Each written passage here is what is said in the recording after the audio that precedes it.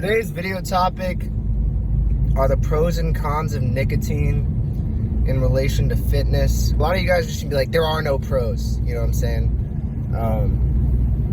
There are a couple. All right, let's start with the cons first, right? 1, super fucking addictive, okay?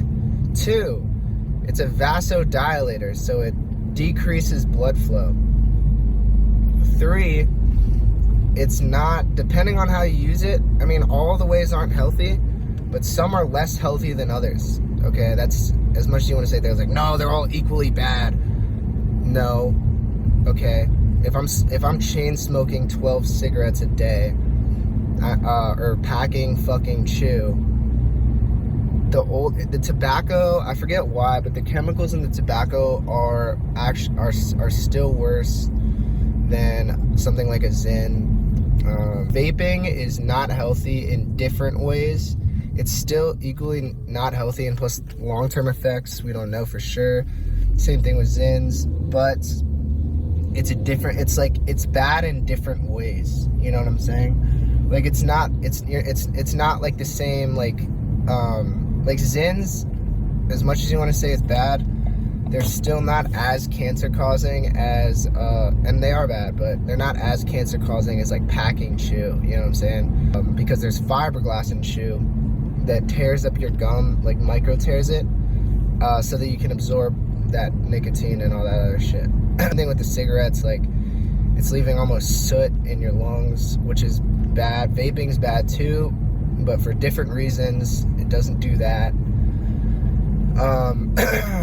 Now for the pros, a lot of people are like, why do you do that? So outside of pro bodybuilding, I know a lot of amateur bodybuilders, right, that essentially what nicotine is, if you've ever been on like a real bodybuilding cut, like a prep, a lot of times you get, in the beginning specifically, when you do that switch, you get so hungry that it's like debilitating. You have debilitating hunger. And some, like maybe like the pro fat people are like, oh no, like that's not healthy, you shouldn't be doing that, you know what I'm saying? But like sometimes you got to sacrifice things if you want to look a certain way. My mom always used to tell me nothing tastes as good as looking good feels, you know what I'm saying, in pertaining to fitness. So anyway, what nicotine also is, on top of all the other things, is it's an appetite suppressant.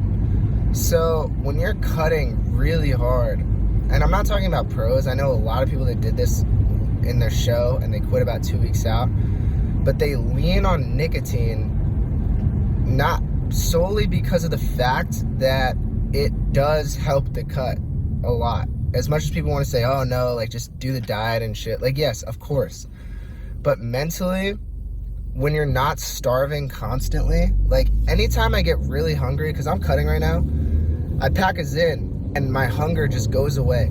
Caffeine is also an appetite suppressant. That's why energy drinks and nicotine are so leaned upon. I know it's also a really big thing in the military. A lot of my military friends like rely heavily on nicotine and caffeine as a duo,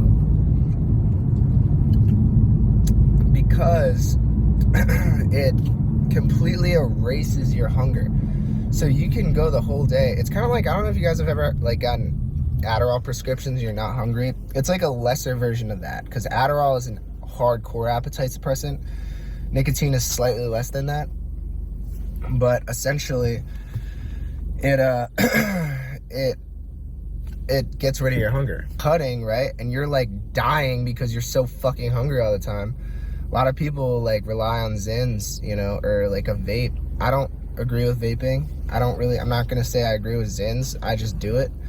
But yeah, it erases the hunger. It helps your cut go easier because you can eat that little and not feel like, you still feel shitty, but not like you're dying. Like, and towards the end especially, like they say quit a couple weeks out if you're doing a show, but if you're just trying to get really lean for like a group trip with your friends to the beach, I mean, dude, at the end of a cut, because you have to lower those calories and those everything, you have to lower everything, because as you lose the weight, that amount that you're eating to get there, eventually you plateau and you have to lower it again, or you increase your cardio.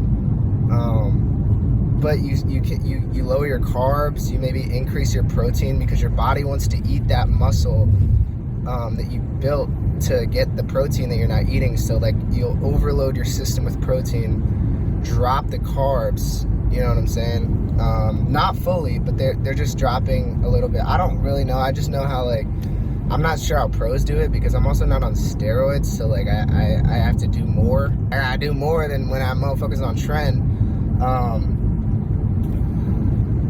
But yeah, I mean, like, so lowering those carbs, you have to keep, as you lose the weight, it's like eating the same. Like if you drop from 250 to 200 using a diet, you're not, or like to 210, 220 using a diet, when you get that low and you're trying to drop to 190, you're gonna need even less than that. So you're just gonna get hungrier and hungrier. And I know, like with UFC fighters and wrestlers, when you get insanely lean, you're so hungry you cannot even sleep.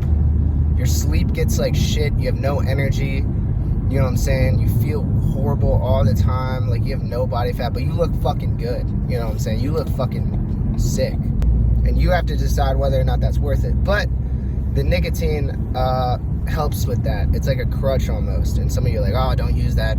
But, you know, I don't know, man. I'm already fucked, so